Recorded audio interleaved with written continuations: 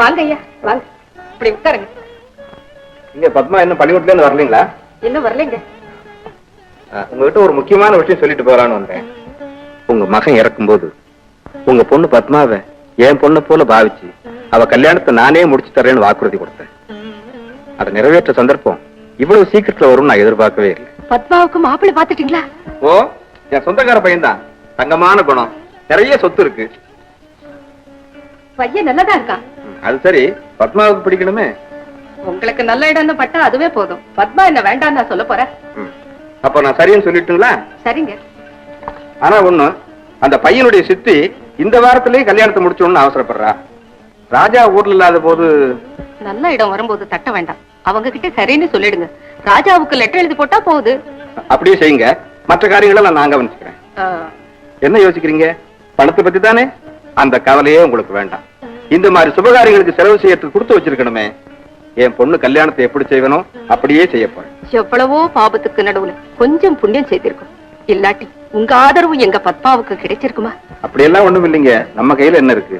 எல்லாம் வள்ளலாருடைய கருணை. நான் வர்றேன்.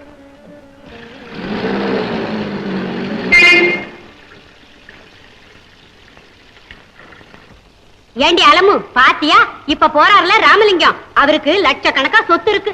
பாவம், அவரு இந்த வீட்டுக்கு நடையா நடக்கிறாரு. அடப்பாமே, அந்த மனுஷன் ஏண்டி இந்த வீட்டுக்கு நடக்கணும்? எல்லாம் காரியமா தாண்டி.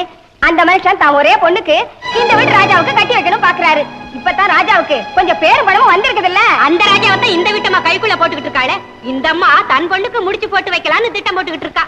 பார்வதி அம்மா என்ன நினைச்ச? பெரிய ஆளுடி. போது நிறுத்துங்க, கண்டபடி பேசாதீங்க. கேட்டியம்மா அவங்க பேசுறதே? கேட்டுக்கிட்டுதாமா இருக்கு. அடங்கி நடக்கிறவங்களை பத்தி அவதூறா பேசுறதாமா உலகம். நீ வாமா உள்ள. அவங்க இன்னும் எத்தனை நாளைக்கு இப்படி பேச போறாங்க? 10 நாள்ல உனக்கு கல்யாணம் ஆகி புருஷன் வீட்டுக்கு போக போற. கல்யாணமா? என்னம்மா சொல்றேன்? ஆமா பத்மா, ராமலிங்கம் உனக்கு பெரிய இடத்துல மாப்பிள்ளை பாத்துருக்காரு. இந்த வாரத்திலேயே உனக்கு கல்யாணம். என்னம்மா அப்படி பாக்குற? இத பாரு, மாப்பிள்ளை பாக்குறதுக்கு அழகா இல்ல? நல்லா சொத்துக்காரனா, ராமலிங்கத்துக்கு நெருங்கிய உறவா. அம்மா, எனக்கு கல்யாணமே வேண்டாம். என்னடி உளறு? பெரிய இடத்து சம்பந்தம் நம்ம வீடு தேடி வந்திருக்கு, வேண்டான்னு சொல்றிய? இஷ்டமில்லாதவரை எப்படியம்மா மணக்கிறது? நீ இஷ்டப்பட்ட இடத்துல மணக்கு. இங்க என்ன பணம் கொட்டியா கிடக்கு? தேடி அலைஞ்சு மாப்பிள்ளை பாக்க உங்க அப்பாவும் அண்ணனும் உயிரோடவா இருக்காங்க. அம்மா, நான் விரும்புற மாப்பிள்ளை நம்ம வீட்டுலதாம்மா இருக்காரு. என்ன? ஆமா அம்மா, நம்ம ராஜாவைத்தான் சொல்றேன். என்ன துணிச்சல்? ராஜாவோட பேரை சொல்றது கூட உனக்கு யோகியதை இல்ல. அம்மா, என் கையில் இந்த படத்தை வேணும்னு பிரிச்சுடா. ஆனா என் உள்ளத்துல பதிஞ்சிருக்கிற ராஜாவோட உருவத்தை யாராலுமே அழிக்க முடியாதம்மா, அழிக்க முடியாது. ராஜா இல்லாம எனக்கு வாழ்வே கிடையாதம்மா, வாழ்வே கிடையாது. பத்மா, பத்மா, பத்மா, பத்மா, பத்மா, தாயின் வார்த்தையை கேளுமா. ராஜாவை மறக்கத்தான் வேண்டும், நிச்சயமாக மறக்கத்தான் வேண்டும். எப்படியம்மா நான் அவரை மறப்பேன்? ஆடி புது வெள்ளம் பாய்ந்தோட மறக்குமா? பாடியிரை தேடு உண்டு, தேனை பருவ மறந்தால் நானும் அவரை மறக்க முடியும் அம்மா. என்ன, ராஜாவை மறக்க முடியாது? ராஜாவின் குடும்பம் விழுந்தது உன் தந்தையா? அதை மறந்து விட்டாயா? ராஜாவின் வாழ்வு சற்று மலர ஆரம்பித்திருக்கும் இந்த சமயத்தில் உன் நிழலால் மறுபடியும் அது சிதைய வேண்டுமா, சரிய வேண்டுமா? சொல் பத்மா, சொல். ஐயோ அம்மா, எனக்கு ஒன்றுமே புரியவில்லை. நான் என்ன செய்வேன்? அவர் என்னை விரும்புகிறாரே அம்மா. என்ன, அவன் உன்னை விரும்புகிறானா? அந்த அரியா பிள்ளையை நீ மயக்குவா என்று தெரிந்திருந்தால் ராஜாவை இங்கேயே தங்கும்படி நான் சொல்லி இருக்கவே மாட்டேன். ராஜாவின் வாழ்வு வளம் பெற வேண்டும், ராஜாவின் எதிர்காலம் செல்வ சிறப்போடு இருக்க வேண்டும். இதுதான் உன் தந்தையின் கடைசி விருப்பமும் உன் அண்ணனின் கடைசி கோரிக்கையும். அம்மா, நீ ராஜாவை மணந்தால் அது நடக்குமோ, இல்லை லதா ராஜாவை மணந்தால் நடக்குமோ? அம்மா, ராஜா என்னை மணப்பதால் அவருடைய வாழ்க்கை பாழாகிவிடும் என்று என்னை பெற்ற தாய் நீயே ஏனம்மா சொல்லுகிறார்? உன்னை பெற்ற தாய் என்பதற்காக அந்த பிள்ளையின் வாழ்வை கெடுக்க சொல்கிறாயா? நாளைக்கே ராஜா தன் தந்தையோடு திரும்பி விடுவார். தன்னை ஏமாற்றியவரின் மகள் தான் தனக்கு மருமகளாக வரப்போகிறாள் என்று தெரிந்தார் அவர் மனம் என்ன பாடுபடும்? தன் மகனுடைய வீட்டிற்கு திரும்பும் போது அவருக்கு அளிக்கப்படும் முதல் உணவை உன் கையால் வாங்கி சாப்பிட அவர் மனம் பொறுக்குமா? சொல்லு பத்மா, சொல்லு. போதுமம்மா, போதும். வீட்டுகளால் என்னை கொண்டாது. ராஜாவை மறந்து என்னால வாழ முடியாதுமா, வாழ முடியாது. பத்மா, இதுதான் உன் முடிவா? அம்மா, எனக்கு உடல் கொடுத்ததும் நீ, உயிர் கொடுத்ததும் நீ. நீயே என் வாழ்வையை முடித்து விடம்மா. இந்த கைகளால் என்னை கொன்று விடம்மா, கொன்று விட. என்ன கல் நெஞ்சமடி உனக்கு? பிறந்தவுடன் என் குங்குமத்தை அழித்தவள் அல்லவா நீ? கணவன் போய், மகன் போய், மகளும் போய், நான் மட்டும் உயிர் வாழ வேண்டுமா? வேண்டாம் பத்மா, வேண்டாம். நான் இறந்து விடுகிறேன். வேண்டாம், என்னை மன்னித்து விடு. உன் இஷ்டப்படி நான் யாரை வேண்டுமானாலும் மன்னித்துக் கொள்கிறேன் அம்மா. நான் ராஜாவே மறந்து விடுகிறேன் அம்மா. ராஜாவே மறந்து விடுகிறேன். பத்மா,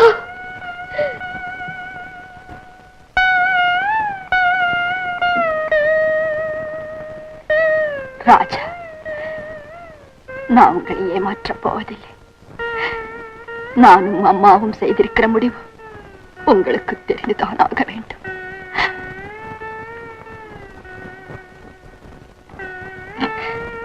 ஆம், நீங்கள் தெரிந்து கொள்ளத்தான் வேண்டும்.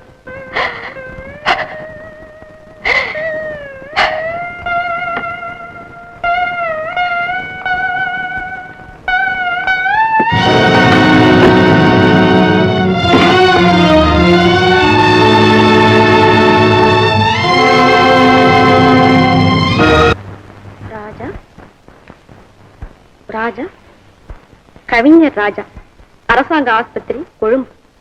அர்ஜென்ட். பத்மா, பெரிய தெரு, திருவல்லிக்கேணி, சென்னை. அர்ஜென்ட் என்ன போட்டிருக்கேன்? மிஸ்டர் ராஜா, அப்பா கண்ணை திறக்கவே இல்லை டாக்டர். ஏதாவது செய்யுங்க டாக்டர். எப்படியாவது அவரை பிழைக்க வைங்க டாக்டர். எங்களால் ஆனதை செய்து கொண்டுதான் இருக்கிறோம். கொஞ்சம் பொறுமையோடு இருங்கள். எக்ஸ்கியூஸ் மீ மிஸ்டர் ராஜா, உங்களுக்கு அர்ஜென்ட் போட்டு ஒரு லெட்டர் வந்திருக்கு. ப்ளீஸ் ப்ளீஸ் நர்ஸ், தயவு செய்து இப்ப என்ன தொந்தரவு செய்யாதீங்க. அப்பா, என்ன பாருங்கப்பா, உங்க ராஜாவை பாருங்கப்பா, பாருங்கப்பா. அப்பா அப்பா, ராஜா ராஜா வந்து விட்டாயா? கண்ணே, என் செல்வமே, வந்து விட்டாயா?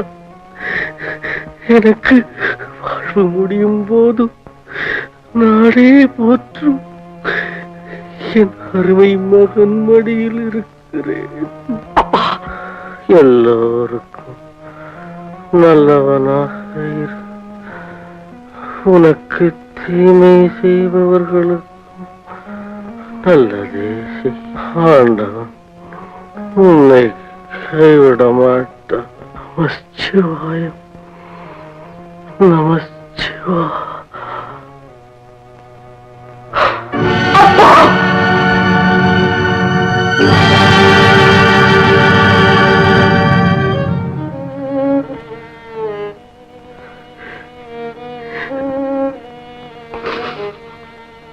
அப்பா,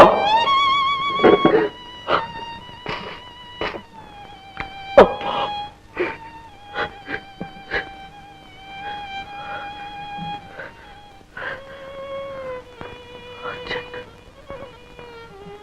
பத்மா,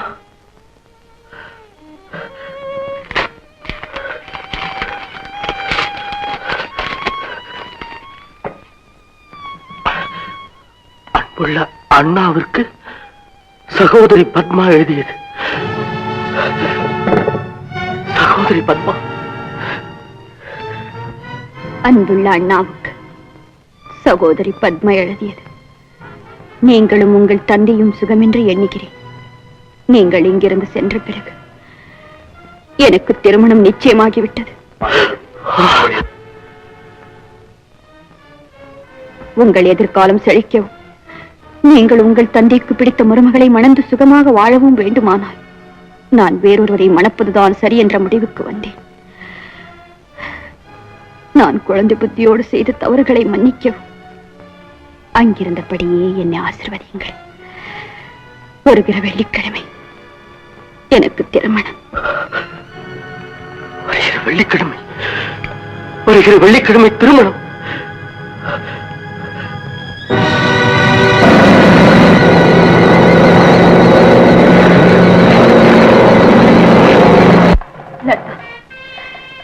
நாம் நினைப்பது ஒன்று, விதியை நடத்தி வைப்பது வேறொன்று என்று உனக்கு நான் சொன்னேன். என்று என் விஷயத்தில் அது எவ்வளவு உண்மையாகிவிட்டது பார்த்தாயா?